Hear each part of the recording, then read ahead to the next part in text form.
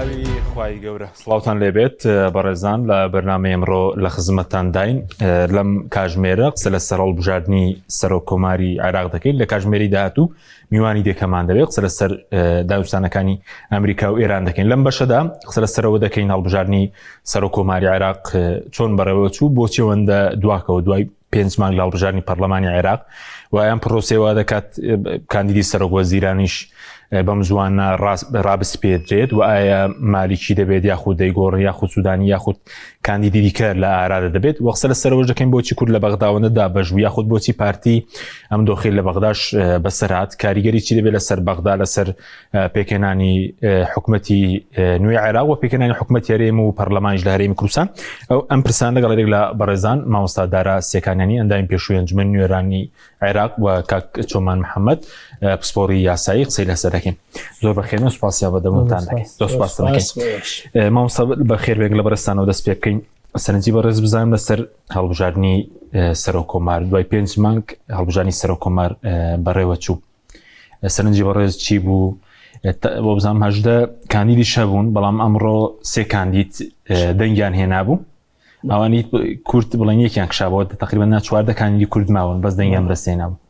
بەناوی خوای بەخشندەی میهرەبان سوپاس بۆیەوە سڵاویش لە بینەر و بیسەرە بەڕێزەکان بەخێرهاتنی برای بەڕێزمان کاک چۆمانەکەین دیارە بەداخەوە ئەزمونەکەی هەرێمی کوردستان گوازرایەوە بۆ عێراقیش ئەزمموی دواکەوتنی هەڵبژاردننی کابینەی حکوومەت و پێکێنانی پەرلەمان و کاراکردنی ئەتوانین بڵێن ئەگەر چی پەرلەمان عێراق لە کاتێکی باشە خۆیان دانیشتنیان کرد و سەرۆکایەتی پەرلەمانیان هەڵبژارد بەڵام بەداخەوە پۆستی سەرۆککۆمار بوو بە گرێ شوێرە و بە پلەی یەکەمیش ئەو گرفتە یەکەم جار نییە لە عێراقا دروستە بێ کە ئەمە پشکی لایەنە کوردیەکانە و لە ناو کوردیشا پارتیویەکێتی بەهۆی ئەو ململانە قوڵەی کە لە ڕابردووە هەیان بووە و بێ متمانەیەکی زۆر لە نێوانیانە هەیە و خاڵێکی تری دەتوانین بڵین دەرسیان لە خەڵەکانی ڕابردوو وەرنەگرت بۆ جاری سێم و چوارەم هەمان هەڵەیان لە بەغا دووپات کردوانە ناوماڵی کوردیان شەق کرد و سنگ و پێگەی کوردیان لە بەغا جۆرە لە جۆرەکان لاواز کرد ئێمە بمانەوە نەمانەوەی ئێستا ئەڵێن ڕاستە ئەمە پشکی کووردە بەڵام جۆرە بە جۆرەکان لەوەی هەندێک وای بخوێنەوانێک کە ئەمە لایەنێک یان چەند لایەنێک داکۆکیان لێ کردووە چەند لایەنێکیش هەڵسکاری بوون کە خۆ ئێمە تەمەنامانە کرد کورد پێشەوەی بڕاتە بەغا لێرە بە دەسەڵاتدار و بە ئۆپۆزیسیۆنەوە چونکە کێشەکانی بەغا جیاوازن لەگەڵ کێشەکانی هەرێمی کوردستان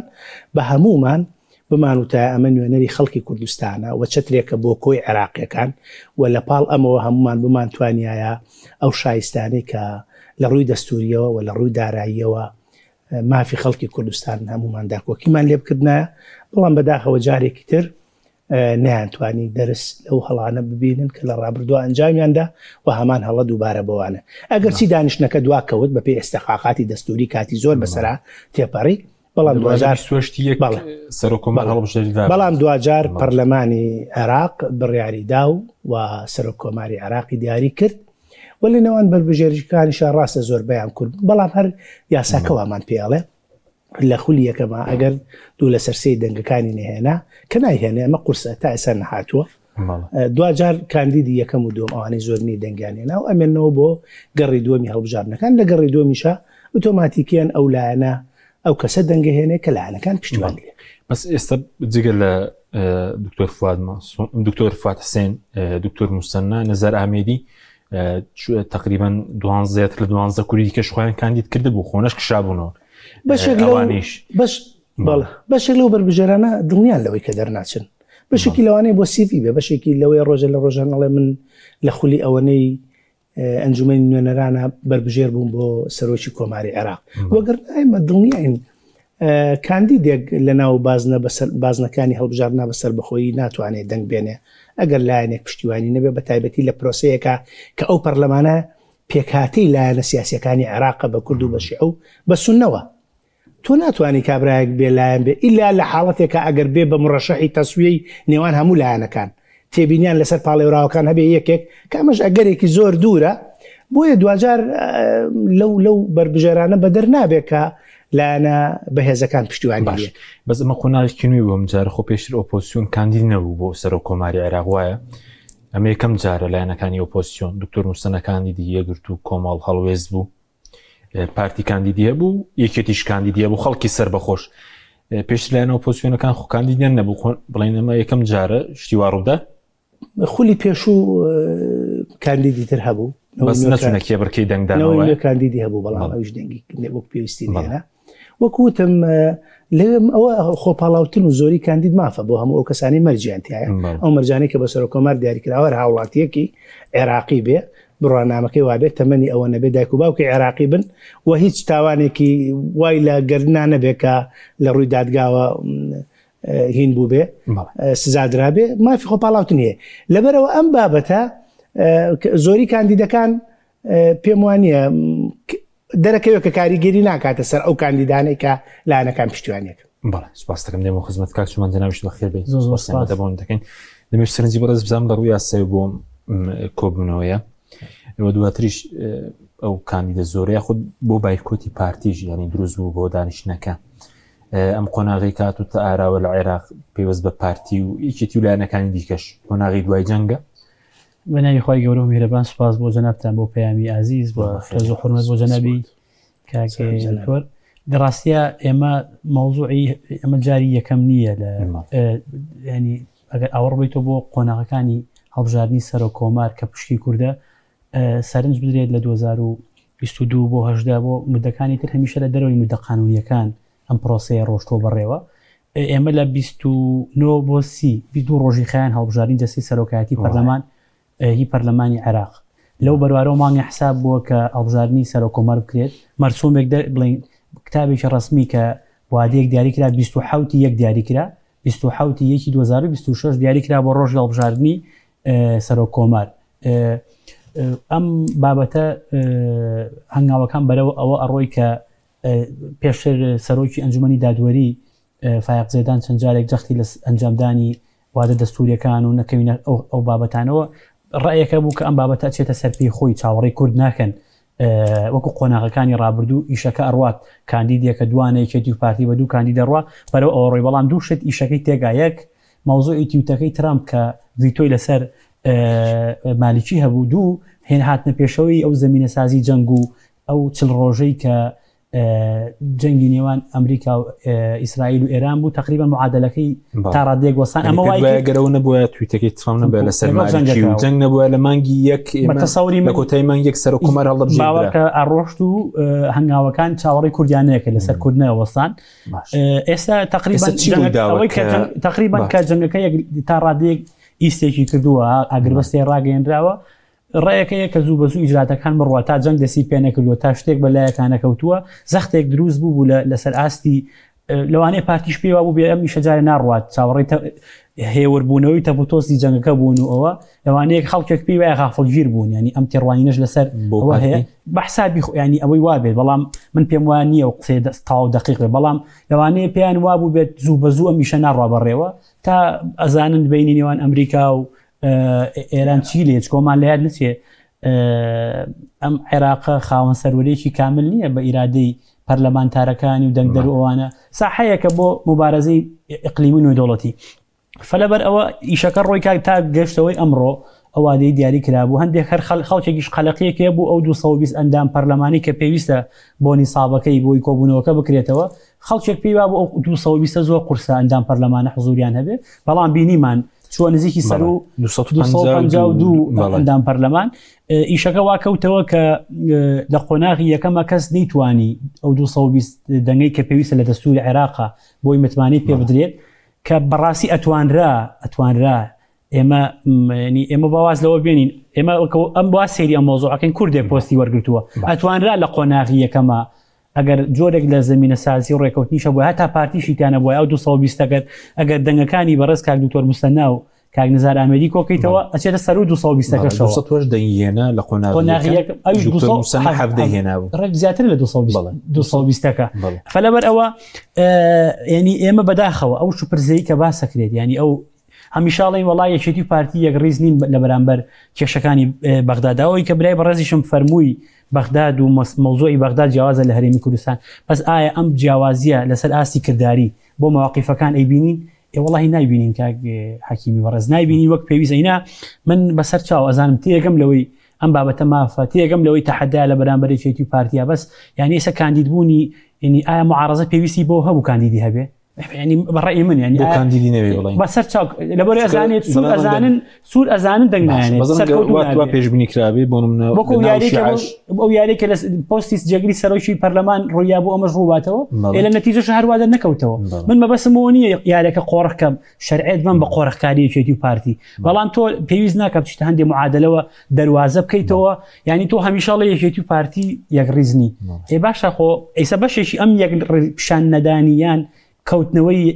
بڵێن ئەو جیاوازی کە لە کاندیدەکانە هەبوو خۆ بەشێکی معارەزەش بوو خۆ من ئەم قسەیە بۆیە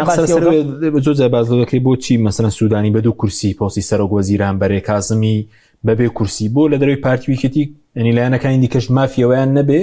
بۆ سەرۆک کۆمار بەر ڕەنگە هاوکێشەیە گۆڕابێ ئەو بۆ شیعە ڕاستە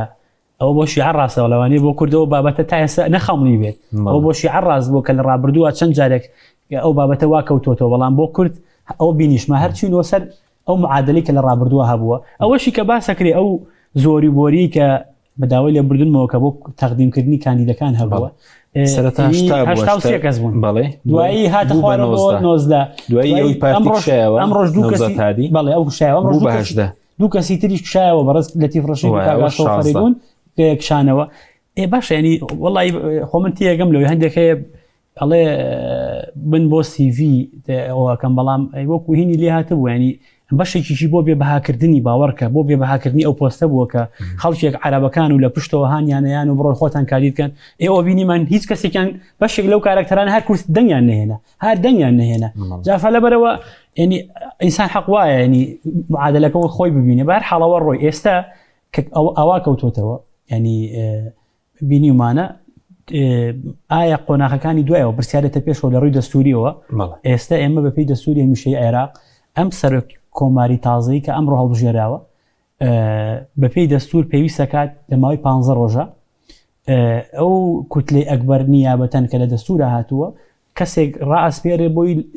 تەشکیلی حکومەتکردی ئەویش مایەکی هەیە لەو بەرواری کە ڕاستپێرێ مایەکی هەیە بۆ تەشکیلکردنی حکومەت ئەم مدەیە 45 ڕۆژەکە ئەگەر وەکو سەخفی دەستوری سەیریکەی 45 ڕۆژەکە لە ماوەی 45 حەدی ئەعلا حکومەت پێکاتەبێ بەپێی دەستور بەپێی دەستور لە ئێستەوە تا 45 ڕۆژی تا حساب ماوەی دەستوریە بۆی ئەو کەسی کە ڕاستپێرێ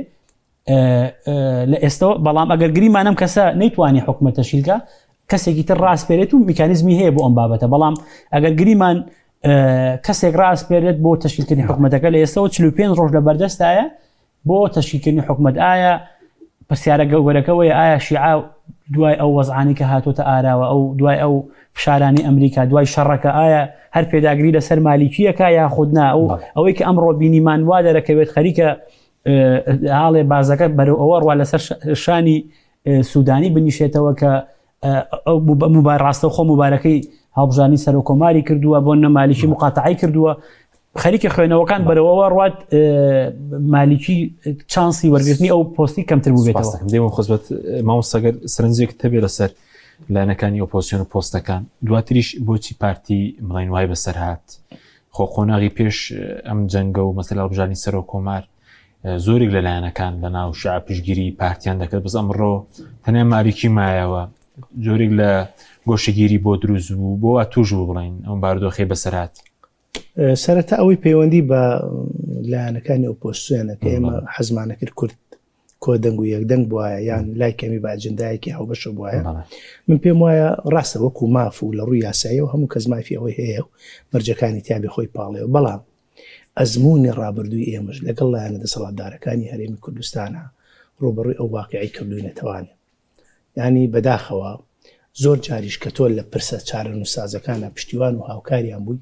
بەڵام ئەوان ئامادە نەبوون تەنانەت سەرۆکی لیژنەیەک لە پەرلەمانە پێ بدەن ئەمە وا لێ ئەکار دژێت پارتی دژێت هەندێک کەسی کردووە کە لیژنەکانی پەرلەمان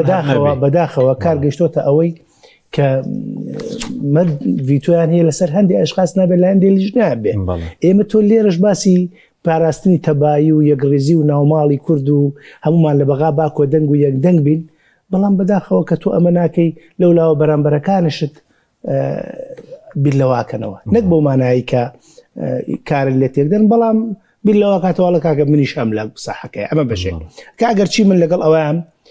کورد بە ئەجندایەکی هاوبەشەوە لە بەغا کار بکات چکە بارودۆخی باغا جیاوازە لە هەرێمی کوردستان ئێمە تا سەرنجخانگلەیمان لە دەسەڵاتدارانی هەرێمی کوردستان هەیە دەسەڵاتدارانێکن لە ماوەی 33 ساڵی ڕابردووان نەیانتوانیوە وەکو پێویست بە ئەو بەڵێنانەی بیدەن بە خەڵکی کوردستان جێبەجێ بکەن و زنجیرەیە قەیرانیەک لە دوای یەکیان بۆ خەڵکی کوردستان سازاندووە کە تا ئێستاشی لەگەڵا بێ هاوڵاتیانی هەرێمی کوردستان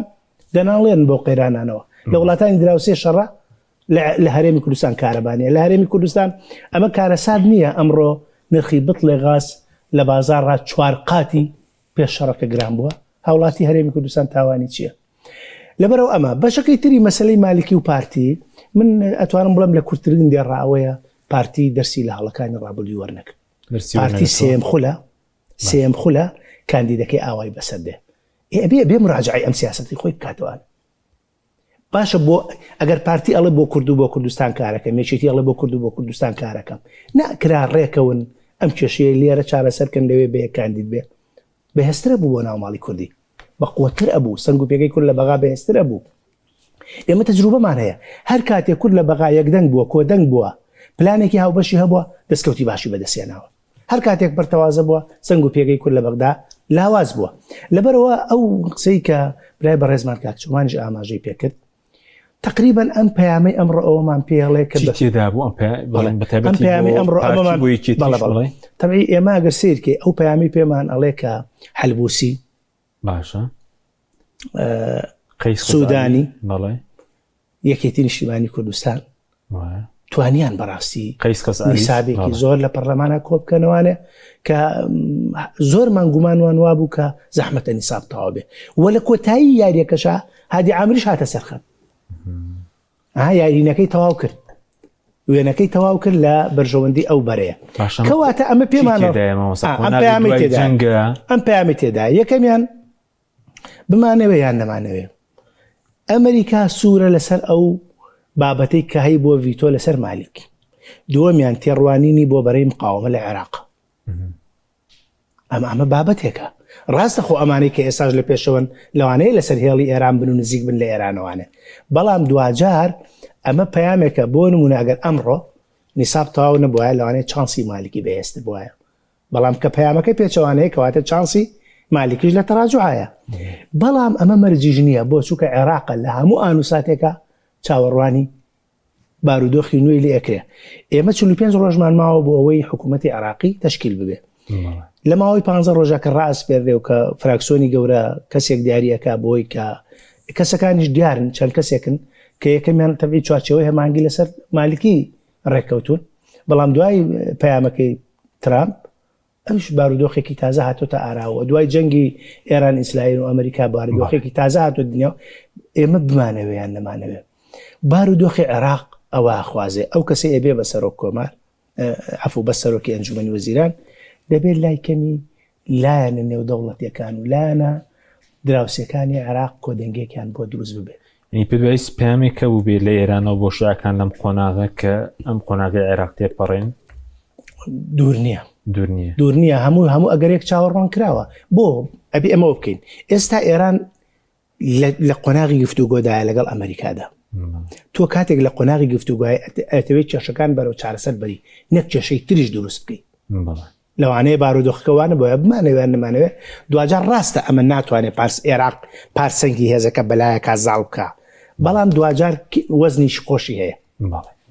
دەکرێمەوە خزمەت کاک چۆن سەبەر دۆخی کاتوە بۆ پارتی کاریگەری چی دەبێت لەسەر پەیوەندیەکانی پارتی و هیچێتی وە پێ دوایە پێکێنانی حکوومەتی هەرێم و ساڵ و نیوێکە ئێستا ئەمڕۆ ساڵ نیو کەمە هەڵبژاری پەرلەمانی کوردستانیش کراوە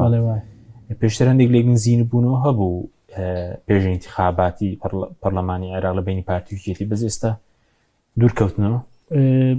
خۆی زاهیریان تا چەند تایسە بە ڕسمی گوێمە لە خیتاب و لە تی ئەوان نەبوو بەڕێزانی پارتی دیموکراتی کوردستان چی ئەڵێن لەسەر ئەم بابەتە بەڵام ئەوەندەی هەیە کە بایکۆتیان کرد و نەبوونەتە ئیشەکەی نردبوو پێشتر داوای کردبوو دوا بەخێ داوای دواخستنی کردبوو ظاهریان تأثیری لێکەوتەیە بێت لەسەر تەشکیلکردنی حکوومەتیش حکوومەتی هەرێمی کوردستان چکۆمان لە یاد نەچێت لە ڕابردووە قیل و قالێکە بۆیان و کاکە بە هەموو شتەکان هاوتاکەین ینی تەشکیلکردنی حکوومەتی هەرێم و حکوومەتی عێراقیش بکەین بە یەک پاکێز تقریبا ئەمە وا دەرەکەی ئەو بابەتی کۆتایی پێێنە ئەو سەر و کۆمار هەڵبژێرا و دا ئێستا حکوومەتی هەرێمیش هەر تەشکیل نەبووە ینی وەکۆی ئەو ڕایی کە پێی وابوو با بکرێ بە یەک پاکێز ئەوە تقریبا ئەوە نەما ئێستا دووریەکەی لەم نێوەندایە ئایا ئەمە لێکەوتەی خراپی نابێت لەسەر تەشکیلکردنی حکوومەتی هەرێمی کوردستان بێگومان ئەم مەوزوعی تەشکیلکردنی حکوومەتی هەرێمە زەنی وەکو چی لێ هاتووە نەک هەر بڵین بابەتی پۆستی سەر و کۆمار بچووکترین ساردی و سڕی لە بین یەکێتی و پارتیا بۆ بەدبەختی هەرێمی کوردستان و خەڵکەکەی و دەنگدەرانی ینی هاڵێ بە شنەبایەک تاسی لەسەر تەشکیلکردنی حکوومەتەکە دێکسەر نەک بە ئاڕاستی باش بوون بە ئاڕاستی تەحقیقکردنی عیلاقەکە بە ئاڕاستی ئەوەی کە دۆخە سیاسیەکە ئەوەی تر چەقبەستووە کات فەلەبەرەوە ئەم بابەتەش لێکەوتەیە بێت لەسەر بابەتی پۆستی بەتایبەت بۆ تەشکیلکردنی حکوومەتی هەرێمی کوردستان کە من تەمەناکەم نەیبێ تەمەناکەم وا سەیری ئەوە بکەن کە حکوومەتی هەرێمی کوردستان یەکجار زەڕورە هەبێت لە بەرامبەر بەغداد و ئێمەڵێن بەغداد جیاوازە لە هەرێمی کوردستان تۆ ئەو قواری هەرێمی کوردستانە بە پەرلەمان و بە حکوومەت و بەدامەزراوەکانی و قوارەیە ئەگەر نا ئەمە قاوخێکە و ماوەتەوە و ئێوە شەڕی پێفرۆشن شەڕ بەم قاوغە فرۆشن کاسپی پێوەکەن ئەینا تکایە گەر لە خەمی پاراستنی هەرێمی کوردستان و قوارەکان زوو بە زوو پەرلەمانت هەبێ و حکوومەتە هەبێ و دامەزراوەکانە بکەوێتەوە سەرپێی خۆی و گفتوگۆ لەگەڵ عێراق بکە و با باسی قانونی موازنەکەین با باسی گرانبوونی شتومە بکەین با باسی گرانبوونی غازکەین ئێختۆ هەچی ئەوەی کە ئێستا ڕۆیە لە دەرەوەی هەموو ڕێکارەکانی قانون و پەرلەمان و ویژدانیەت و عەدالەت و هەم لە دەرەوەی هەموو بڵێن بابەتی حکومڕانیە کە حەکیمی بەڕێز ئێستا کە ئەم دۆخە ئیدامەی هەیە سەرباری ئەوەش ینی ئێمە ئەگەر سی قۆناغی دوای ئەوەشین کاک حەجیم ینی خوار پۆستی سەر و کۆمار نییە من گومانەکەم ینی بابەتی پۆستە وەزارەکانی نێو حکوومەتی عێراقیش ینی ئەو وەزارەتانی کە دابەشەکرێ بەسەر یەکێتی و پارتیە ئایا ئەمە یەکێتی و پارتی پێویست نییە نزیکبوونەوەیەک هەبێت لە نێوانیان یان دیسانەوە وەک چۆن لەم قۆناغا زاهریان ئەوەی سیرمانە کرد ینی من بەبێ پەردە قسەکەم ئەوەندەی سونە ئەو خەتی کە برای بەڕزم کاک دکتۆر فەرمووی ئەوەندەی سونە بە ئاراستی فشارکردن لە هەڵبژارنی پۆستی سەرۆکی کۆمار و جەختکردنەوە لە کۆبوونەوە ناوی ئەندام پەرلەمانەکان بڵاوەکەینەوە ئەوەندە سونە دەستی هەبوو لە بڵێن لەتکردن یان لە پیشاندانی جیاوازەکانی کووردە ئەترسم بۆ پۆستی بۆ بابەتی پێکێنانی کابینە ویزاریەکە شیعە ئەو نەیتر ماڵی کورد پەرکات لە دابشکردنی پۆستە وەزارەکان و ئەوانە بۆ بەدبەختی هەر ئەم وێنێ پیشانی عەرەب و پیشانی بڵێن سونە و شیعە بینەوە کە ئێمە هیچ کاتێک ناتوانین لەسەر هیچ پرسێک ڕێ بکەین کە بەداخەوە برای بەڕێزم دکتۆر تەجروبەی هەیە لە پەرلەمانی عێراق چەند پرسێک هاتوۆتە پێشەوە ئێمە وەکو کورد بە یەک پاکێز مامەڵەمان کردووە زۆر مۆفەق بووین بابەتی پرسی بە پارێزگابوونی هەڵەبجە بابەتی گەڕانەوەی زەویزارێکی کشت و کاڵان یعنی یەک چەند مۆزوعێک هەبوو کە کورد بە یەک تێڕوانین بە تێڕوانینێکی نیشتیمانیانە لە بەغداد بووە ئێمە مۆفەق بووین بەڵام ئێستا تا ینی ئەمە جارێ نییە و دوان نییە و ئەمە سێم جارە حتا پارتی سێ جار بۆ پۆستی سەر و کۆمار جارێکیش بۆ پۆستی کەرکووک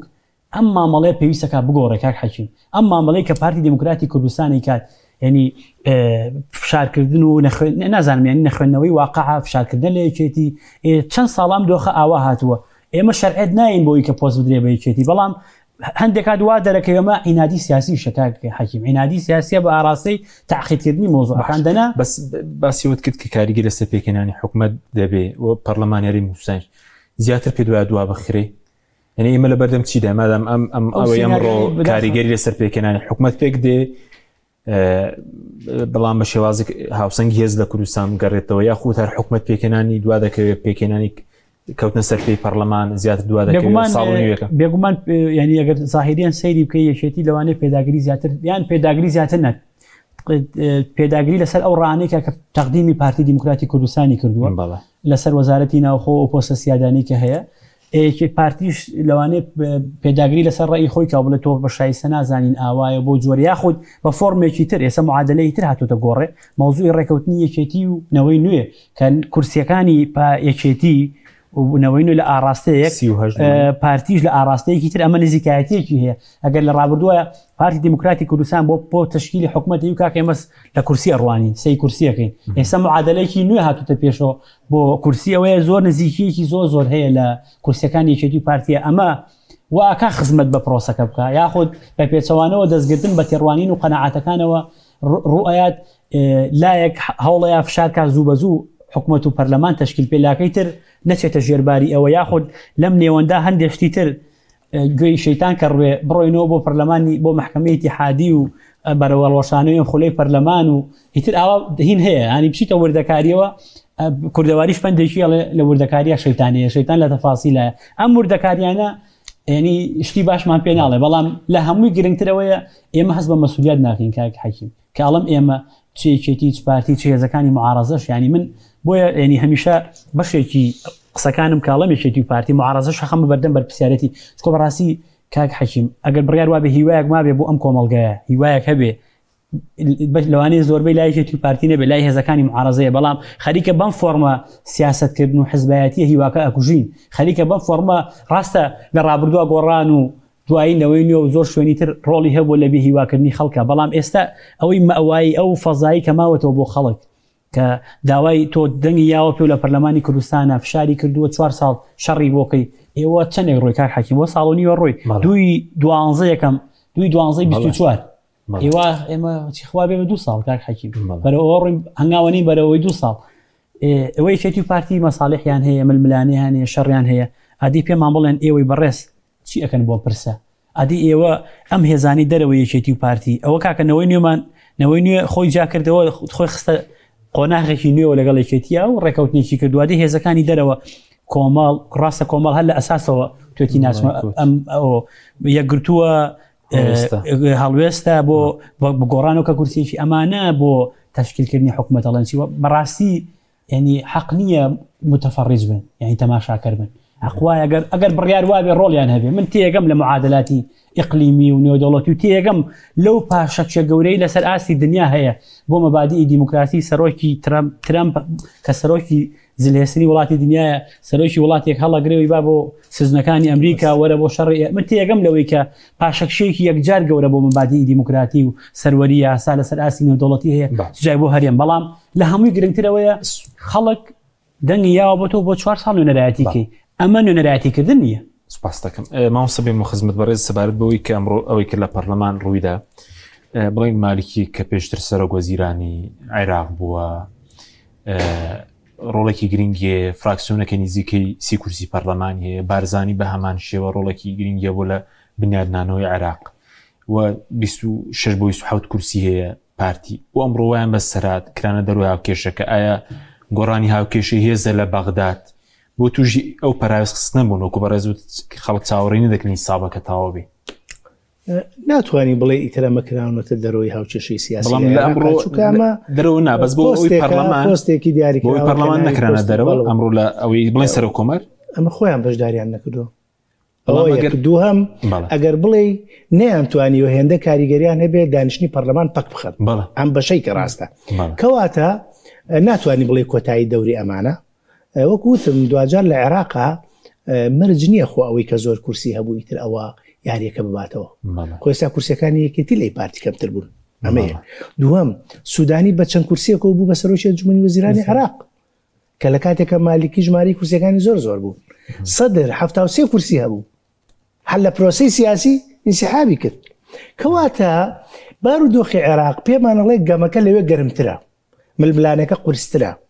پێویستی بە خوێندنەوەیەکی جدی و واقعیانە هەیە تا بتوانانی مامەڵەیەکی تەندروست لەگەڵ بارودۆخەکە بکەی بۆی دەستکەوتەکان بپارێزی بەداخەوە کورد نەیتوانیوە یاریکەرێکی باش بێ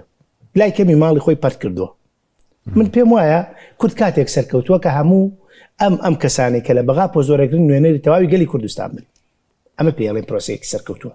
چونکە لە بەغا کێشەکان جیاوازن کورد مادەی 140 هەیە کورد ناوچە جێناکۆکەکانی هەیە کورد شایستە دارایەکانی هەیە کورد شایستە دەستوریەکانی هەیە کە ئەمانە هەمووی شتی گەورن کە کورد ئەتوانێت کاری جدی لەسەر بکە لە دەستوری عێراقا کۆمەڵی مافی زۆر گەورە بڕۆ بیخۆنەوە بۆ هەرێمی کوردستان هەیە کە بەداخەوە زۆرێکی جێبەجێ نەکراوە کە ئەبێ کورد لەم قۆناغەیە هەوڵی دابینکردنی ئەم مافانە بدا ئەمە بەشێکی تری بەس هاوکێشی هێز نەگۆڕا ئێستا لەی سەرۆک کۆمەر هاوکێشی هێز نەگۆڕا دابەشکاری نێوان لایەنەکان لە عێراق ئەوە حەل بووسیە بڵین بوونە بەرێک لەگەڵ یەکێتی لەگەڵ قەیس خزعەلی دواتر ئێمە ئەگەر سیرکەین خولی پێشوش هاوکێشەی هێزەکە ئەگەر بە معنای عەدەد و ژمارە بێ پارتی حەلبوسی سەدر زۆرتر بوون لە هاوچەشەکەی یەکێتی چوارچەوەی هەمانجی بەڵێ بەڵام لە پێش شەهر خولی پێشوش سەرۆک کۆمار بۆ شەیە کالابەوە بۆ یەکێتی نیشتیمانی کوردستان ئەگەر وەکو کاندید سەیریکەی ئێستاش ئەم جارە شەر بۆ ئەوەیە کالابەتەوە کەواتە پێم وایە ئەوەی کە بڕیاری سەرەکیەدا لەسەرەوەی کام هێزە لە عێراق ڕۆڵ و کاریگەری ئەمێنێ ئەنجومەنی وەزیرانی عێراق جامە کاریگەری دەبێ ئەوەی ئەمڕۆ ڕوویدا ناتوانانی بڵێن بێ کاریگەری دەبێت بەڵام دوور نییە دوجار لە کۆتایی یاریەکەشا بە ئاراستەی پێچەوانە یاریەکە پێچەوانە بێتەوانێت چۆن دوور نییە ئێستا ئەمە کاڵین مالکی ئاوایە یان ئەمڕۆ لە دنیاە پێوەەر نەماوە وەکو کات چۆن ئاماژەی پێکرد گەورەترین وڵاتی دنیا کە بریتە لە ئەمریکا و بریتە لە ترامپ هەموو پێوەرەکانی تێکشکاندووە لە دنیاە سیاسەتی جەنگەڵ حکومەکە دەسەڵات بێدەسەڵات لە ناوە بەبەر چاوی دنیاوە هەموو مەبایدەکانی دیموکراسی هەموو مەبایدەکانی مافی مرۆڤ لە غەزەل لە ئێران لە دنیاە پێشێ لەکرێ یاسا نێودەوڵەتیەکان پێشێ لەکرێ کابرا بە ئارەزوی خۆی عنی ئەوەی ئەیکا و با چینە شەڕ ئەفرۆشێ بە خەڵکۆڵە بازرگانم ئەمە کەواتە پێمانەڵێ دوور نییە پرنیشکی ئەم نەمانی مەبادیە بەر عێراقیش کەوتووە بەر کوردستانیش کەوتووە ئێستا ئەوەی لە کوردستانە هەیە لە شووی دنیای قبوڵەکرێ هەرێمی کوردستان ئەگەر تعبیرەکە جوان کە من ببێ لە ناخەوە ژام بکەین گەلێک ئەو هەموو قوربانی دابێ ئەو هەموو تەسحی دابێ بەڵام ئەوە حکوومەتەکەی بێ ئەوە پەرلەمانەکەی بێ دوای 34 ساڵ ئەزمموی حکومڕانی دوای چەند خولێکی پەرلەمانی و نۆ خولی حکوومەتت نەبێ پەرلەمانت کارا نەبێ حکوومەتت کار بەڕێکەر بێ کۆمیسیۆنی سەربەخۆی هەڵبژارنەکانت نەبێ 12 ساڵە بودجە نەبێ ئەم حکوومەتە ئەتوانین تعبیرێکتر چوارچێوەیەکەی ناوی حکوومەتە ناوەکەی بۆشە بۆ چونکە هیچ دام و دەستگایەک بەمانای حکوومەت لە بەغاوە موچە بێ پارە هەیە نییە داهاتی ناوخۆ بە وەکوتی بە لافاو بەرگەی لافاو ناگرێ حکوومەتەکەت بەرگەی شەڕ ناگرێ بەرگەی وشکە ساڵی ناگرێ بەرگەی دەستور و یاسا و قانون ناگرێت هیچی نییە نازانی چۆن مامەڵێت لەبەرەوە بەداخەوە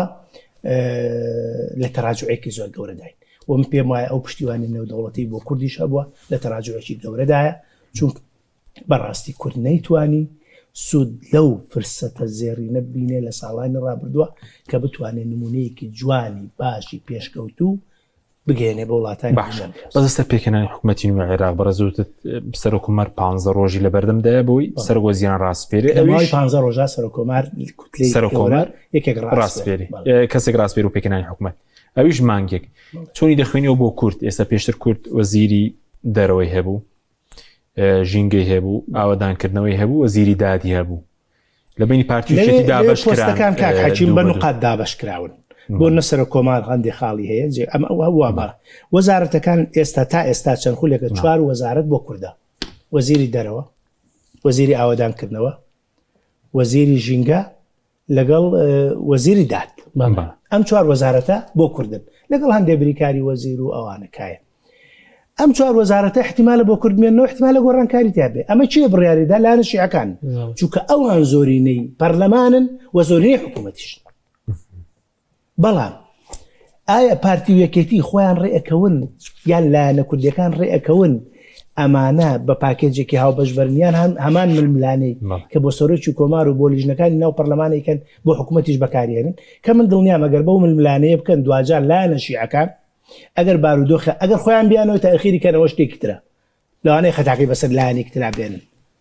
چونکە بۆ تا ئێستا بەڕای من تا ئێستا نەیانەویست پۆستی سەرۆک کۆمارێکا لابێت تایبەتی لەو بارودۆخی کە بەسەر ئێران کە ویستیان بە یەک دانیشتن سوننەکان و شیعەکان یەک لایەن کردو ئەوەی پێکەنانی حکوومەتی جەگلاکاتەوە بە پلەیەکەم لایەنە شیعەکان بیانەوێ لە پێشتر لە مانگەکایە کالایەکەنەوە ئەگەر لە بیرتان بێ دووسێ خول لەمە و پێش لایەنە کوردەکان لە گردەکەی گۆڕان لە کۆبوونەوەیە بوون ئەوان حکوومەتیان تەشکیل کرد شکەکانی کوردیان دانا وتیان دوای خەڵک بێنن دەنگی لەسەردەی هیوادارم کورد نەهێڵە بگاتەوە ئاستە چونکە ئێمە پێویستیمان بە پەیوەندی بەهێزی باشەیە لەگەڵ حکوومەتی فیدراڵە کاچۆمەن بۆ پێکەنەوە سەرۆک کۆمارەکە ڕۆیشت بینیمان لە ئەوەی جێگری یەکەمی سەرۆکی پەرلەمانی عێراق ناکۆکیی زۆر گەورە بوو لە بینی ئۆپۆزیسیۆن و دەسەڵات بۆ سەرۆک کۆمارەوە بینیمان بە هەمان شێوە کە پشتی کووردە ئەو ناکۆکی هەبوو لە پێکەنانی حکوومەت پێدوهر بەو ناکۆکیە دەبێ یاخود دەرفەتێک هەیە بۆی کە بێ کۆ پرۆژەیەکی هاو بەش پێشێش هەموو لایەنەکان بۆ ئۆپۆزیسیۆن و دەسەڵاتەوە چۆن بەژاری بکەن لە کابینەی نوێ ئەو نێک سەیریکەی ئاواسی ئەموێنەیەکی کە ئێستا ئەمەتیین بۆ کورد دەڵێم بەداخەوە دەرفەتێک نییە بۆ نزیکبوونەوە کاری پێکەوەی چکە ئەومان لە یاد نەچێ لە بەغدادا معارەزە و دەسەڵات نییە وەی کە برای بەڕێزم باسی کرد معارەزە و دەسەڵات نییە سە بەشە لەو هێزانی کە لێرە معارەزەن نەوەئەنمە ئامادەیان دەبڕێەوە بچنە حکوومەتی عێراقەوە یعنی من ئەوەی من تێگەم لەوانەیە یەکگرتوو باسی ئەمەی کردبێت حیزبەکانی تر باسییان کردبیانی ممانعیان نییە بۆ داخڵبوون لە تشکیلی حکوومەتی نوێی تازای عێراق ئێمە ئەم بابەتە واسی ناکەین سیر و بالمکیال لە لێرە شتێکە و لێ شتێکە بەغداد جیاوازە بەغداد جیاوازە لە هەرێمی کوردستان هەر لەبەر ئەوەیە ئەڵێن ئەبێ کۆدەنگیەکە بێت لە نێوان هێزە سیاسیەکانە من تەمە ناکەم پێشتر بە فۆرمێکی تروتم ێستا ڕۆنترێلن تەمە ناکەم شیعە لە تشکیلکردنی حکوومەتی نوێی عێراق لە دابەشکردنی پۆستە وزاریەکانە دیسانە ئەوەی تر پوازێنەیە لە ماڵی لە یەکڕێزی و لە نزیکبوونەوە لە ئەو یەکڕێزی کە ناوی لێ بنین ئێمە خۆمان ناومە لێناوەکە ئەڵێن تکا یەکڕێز بن هێزە کوردیەکان لە عێراق پوازێکی تر نێن لەوە بۆش ئەوەی تر شەق بێت و دوورکەونە لە یەکتری زاهیریان جا ئەجارێ بەر لە هەموو شتێک ئایا لەسەر ئاستی وەزارەتەکان یەکێتی پارتی ڕێیەکەون ئایا ئەو خاڵبەندەی کە بۆ هێزەکانی تر هەیە بۆ یەکگرتوو هەیە بۆ نەوەی نوێ هەیە بۆ شوێنەکانی تر هەیە ئایا نەوەی نوێ ئەچێتە پاڵێژێتی بۆی نقاتەکانی زیاد بێ ینی هەندێک وردەکاری هەیە ئەو کەوێتە سەر تەفاسیل بەڵام زاهیریان من ئەوەی کە سەیرێکم ئاوە وەڵی زۆر دوورین لە یەکەوە هێزە سیاسەکان دوورن لە یەکەوە و ینی دوورن لە یەکەوە کاک حەشیمیانی من لە مناسبەیەکی شا باس کرا بەس لە بەرنامەکەی جەنابدا باس یەکەمەوە چەند ڕۆژ شەڕ لە ناوچەکە ڕوویاوە چەند ڕۆژ ینی ئاگر ئەباری ئەم هەموو درۆنە بۆ هەرێمی کوردستان بۆ هەولێر بۆ سلێمانی بۆ ئەوە نەیەکێتی و پارتی کۆبوونەوە نە معارەزەکان کۆبوونەوە نە هەمویان کۆبوونەوە نە حکوومەت کۆبووە نە پەرلەمانە هەبوو بەس خۆیان پاراسینی بەس خوا پاراسینی لەگەڵ هەندێک معادلاتی ئیقلیمی باشە ئەمە لەو تەوقیتەی کە بچووکترین شت لەسەر تۆپ یعنی بە کەمترین زەرە لی دەرچووی لە ڕووی ئەمنی و تێکدانی دۆخی ئەمنیەوە غاز گران بووە ئەوە گران بووە خۆراگران بێگومان هەر بەردەوامە کە من پێم وایە بەشێکی باوەڕکە بەشێکی کاسپیە لەسەر جەستەی ماندوو شەکەتی ئەو خەڵکە باوەڕکە بێگومان ئەو بابەتە ئێمە شتی تر ناڵین بەڵام منطقیتیانی تۆ غاز لەسەر چ بنەمایە ناینێریتە دەرەوە هین ناکەی قابل لە بای ئەوە نەبێت تۆ نەتوانی مانگە ئیدارەی ئەو بەدبەختە خەڵکە ڕەش و ڕوتە بەدبەختی پێبێ معقولە تۆ بە 8,000 و ئیسە بێ بە 40,000 دەست نەکەوێت لە قۆناغێکە خەڵک دەستی ماچە کرد بۆی بە چلەکەش دەستی کەوێت کە قەزدەم لە چییە لەو تەوقیتە ئێمە هەستمان بە پرسیارەتی نەکرد هەر هەیەکی و گۆرانی بۆ لەیلاکەی خۆیڵێ نزیک نەبووینەوە لە یەکتری بۆ ئەوەی کە هێزەکان بۆ پۆستەکانی بڵێ بۆ کە بەڵام کەەوە نەبوو کەوا سەیری ئەمە ئەەکەی ئێستا پۆستێتە گۆڕێ و کورە مەساڵی حەیە و کێکەکە تۆزە شیرینە و بەخوا نزیک نبینەوە لە یەکتری باش بەس بۆ پۆستەکە ئەمە نامەکردوانە بێ بەڵێ پێشتر وەزیری دەرەوە لای کورد بووە ئێستا باز دەکرێ ئەمجارە شاکان خۆیانداوە وەزیری دەروایان کرد بێ وەزیری دارایی بدرێ بە کورد ئایا باشە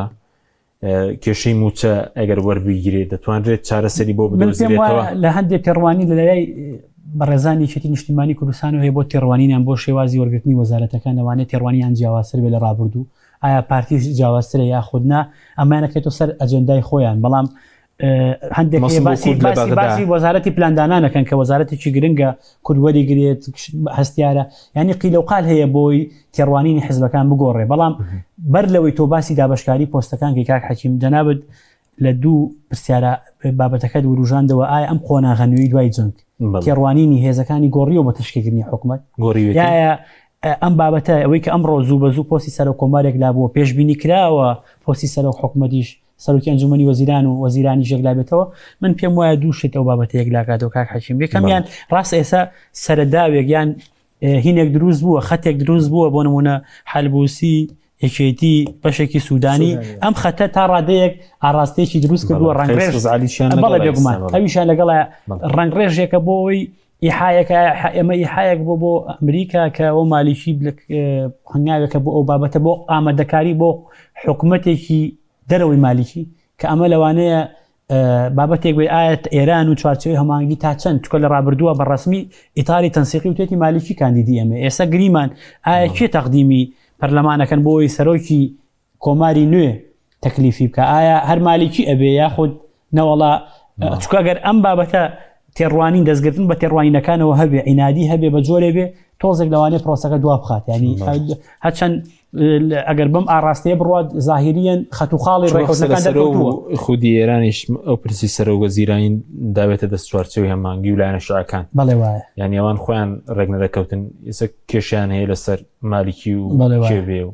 خۆشیان لە ناو خۆ. ئەوەی ئایا ئەم بابەتە زوو بە زوو یەکلاکەنەوە، ینی زوو بە زوو لەم 15 ڕۆژەی کە دیاری کراوە، ئەم 15 ڕۆژەی کە دیاری کراوە یەکلاکەنەوە. باڕوونتر پرسیارێک لەکەم پێ دوای ئەگەر ئێران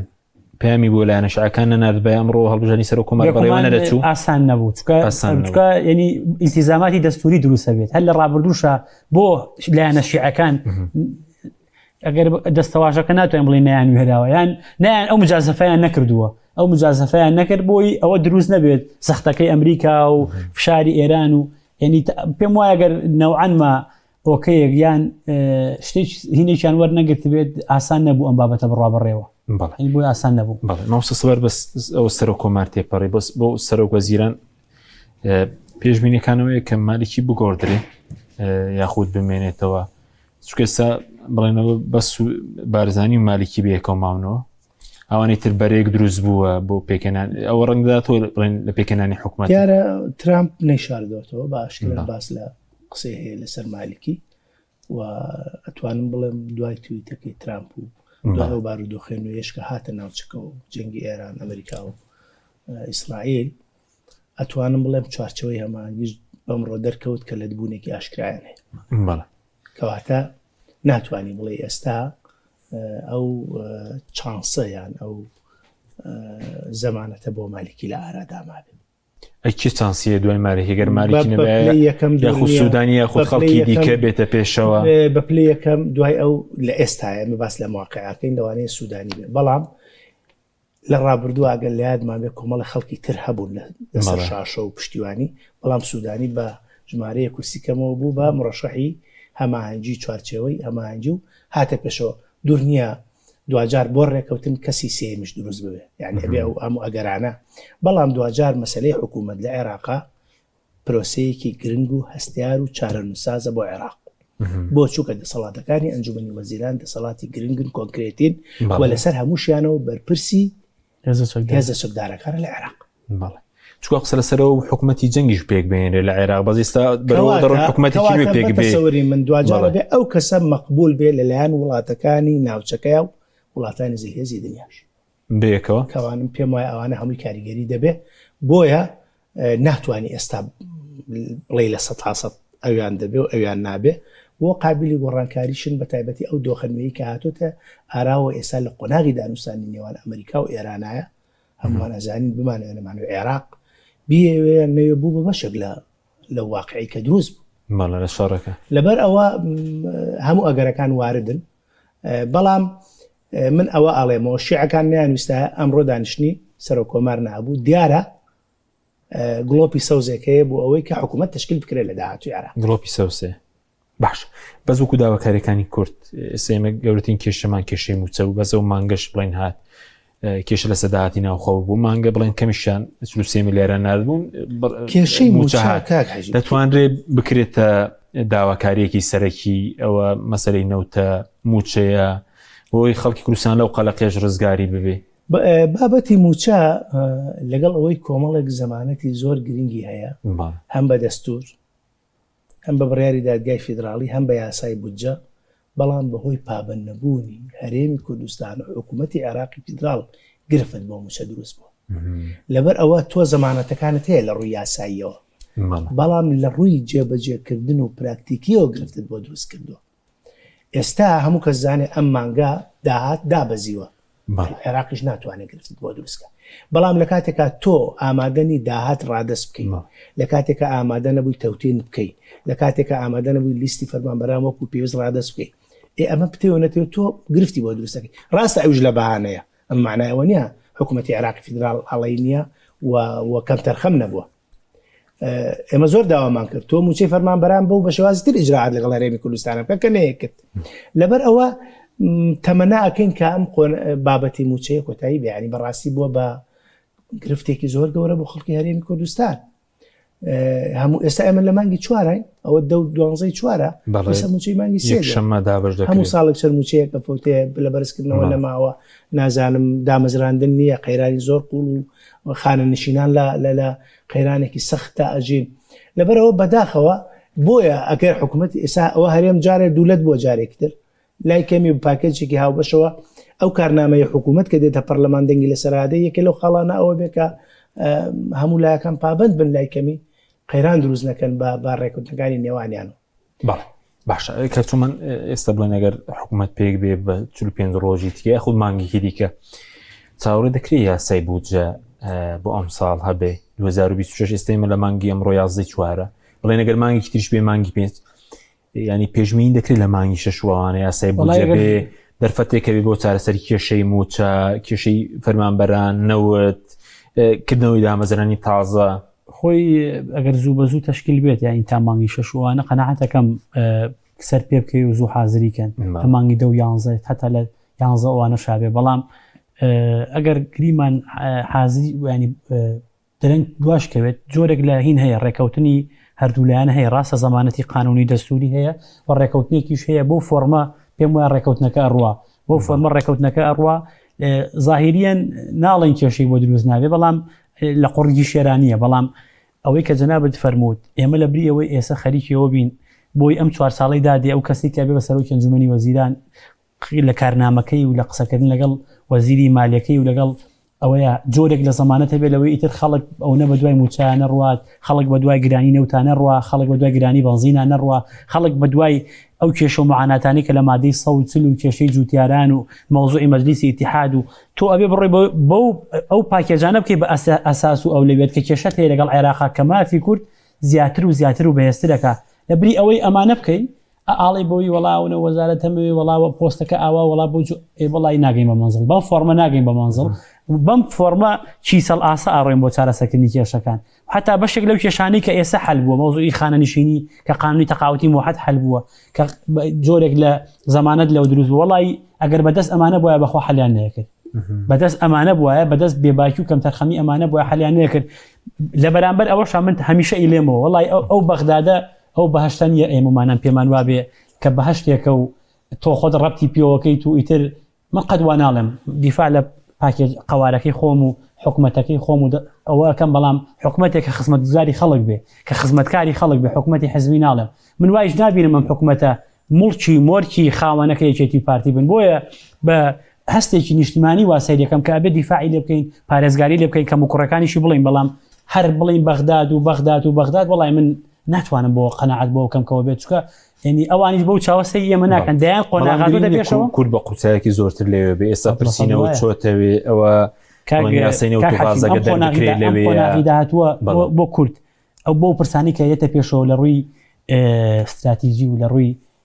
نیشتیمانی و بۆ کورد زۆر دەستیارە مەوزوعی قانونی موازنەیە قانونی نەوت و غازە قانونی مەجلیسی ئیتیحادە یعنی ئەگەر ڕیزیکەین ئەو پرسانی کە یەتە پێشەوە باوەڕکە ئەگەر کورد بە عاقڵانە مامەڵە بکە باش بێتە دەرەوە لێ ئەگەر نا خراپتر دۆخەکە خراپتر و خراپتر دەبێت هەمیشە ببێت لەم شەڕەدەنوکە بین بڵین بەغاوامان لێکە و بەغا بڵێ کورد ئەوان وامان لێکەن ئەبێ لەسەر سیغێڕە بکەین بۆ پرسان ئەبێ ڕوئیایەکی نیشتیمانیانی یەکگرتومان هەبێ ڕوئیایەک هەم معارەزە هەم یەکێتی و پارتی بۆ ئەو پرسانەی کە برای بەڕێزم تەجروبەی 4 ساڵی کاری پەرلەمانی هەبووە بۆ قۆناغی داهاتوو ینی کۆمەڵە شتەیە پێشبینی کراوە ڕووبا لە پەرلەمانی عێراقا کە ئێستا فرسەت نیە ئەمە باسی بکەین یعنی ئەتوانین بە وردی لە بەرنامەیەکە باسی بکەین قانونی موازنە مەجلیسی ئیتیحاد قانونی نەوت و غاز یعنی یەک دنیا پرسیتر هەیە شەم هەبوو ئێستا سەیری کارنامەکەی سوودانی کە 4 ساڵەوە بەر دەرچوان یاسای نەوت و غازی تیا بوو گواستنەوەی فەرمانبەرانی ناوچەدا بڕێنراوەکانی تیا بوو بۆ سەر حکومەتی مەولایەت نەچێت لە سەردەمی سوودانیە ئەو ڕێک ئەو شتانی کە جێبەجێ کراوە بە مەسلحەتی فێدراڵی ئەو شتانی کە لە سەردەمی سوودانیا کراوە یەکێک لەو شتانی کە خۆی لەوانەیە ئینجازی پێکاڵی لەوانەیە لە سەردەمی منە نەوت لەڕێی ئەڵێ من کردومە ینی هەندێک شتەیە واقعەکە سەپاندوێتی هاتوۆتە پێشەوە گەروانە بواە خۆ چەند لە 2000 چەنەوە پێویستەکە حکوومەتی هەرێمی کوردستان نەوت با 2014 هەناردە دەکەن ئەبواە لەو کاتەوە تۆ نەوت با یەکەم جارە وایە 50,000 باە باشە هەر تەسلیمیش نەکراوە بەڵام لە سەردەمی حکومەتەکەی سوودانیەوە کراوە لەبەرەوەی دۆخێکی یەقلیمی و دەوڵەتی هاتوۆتە پێشەوە تۆ بێ ڕێبکەوی لەگەڵ عێراقا ئێستاش ئەم دۆخە قۆناغی تازە هاتوۆتە پێشەوە لەگەڵ عێراقا کورد بە یەک هەڵوێستی و یەک گوتاری و نزیکی لە یەکە مامەڵەکان پێم وازە دەکەین. باشە ماوەسە بە پوختی سوپاس دەکەم بۆ سەرۆک وەزیرانی کورتی پرسێکی پێ دەکرێت بڵێن لە دیاریکردنی سەرۆک وەزیرانی عێراق یاخود قۆناغەکە بۆی پەرتەوازەی تێپەڕیوە ینی کورد ڤیتۆی لەسەر هەبێ داواکاری مەرج بڕۆ ناکەم ڤیدۆی لەسەر کەسە بێ و 2000 چۆن بۆ سەرۆک کۆمار کورد خۆی یەکێک هەڵەبژێرێ بۆ سەرۆکی ئەنجومەنی نوێنەران لایەنە سونیەکان بۆ سەرۆکی ئەنجومەنی وەزیرانیش پرسەکە تایبەتە بە لایەنە شیعەکان واگەر شیعەکان خۆیان لەناو خۆیاندا ڕێکەوتن لەسەر یەکێک ئەو کارکتەرە جارێ پشتیوانیی بەهێزی هەیە دو جاریش ئەکرێ بۆ نمونە بۆ ئەوەی کە سیستەمی تەوافقەکە سیستەمێکی باش بێ و پاڵپشتێکی بەهێزیە بێ و بە دەنگێکی باشەوە لە پەرلەمانە هەمی شەروانی نێسە بۆ نە سوودانی کاتێک هاتە سەر حکم لە کۆڕەکان وەسفیان دەکرا هەرێمی کوردستان لەگەڵ خۆیان بردیانە سەیرانگەکان وتیان قۆناغی نوێ دەست پێ کردووە ئێستش ناکۆکیان هەیە بەتای بڵێن پارتی لەگەڵ سوودانی هەموو جار لە سەرتاوە لە کۆتایی تێک دەچێت بابەتێکی ئەڵە سوپاسی سەرەتامە کە تا کۆتایی نەبینی بەداخەوە ئێمە ئەو گرفتەمان هەیە جۆرێک لە خۆش باوەڕیمان هەیە بالفعل ئێستا هەر ئەوانەی کە لە ڕابردووە قەیرانیان بۆ هەرێمی کوردستانە دروست کردووە کۆستای مێزانە هەڵپەیوەندی لەگەڵەوانە دروست کردو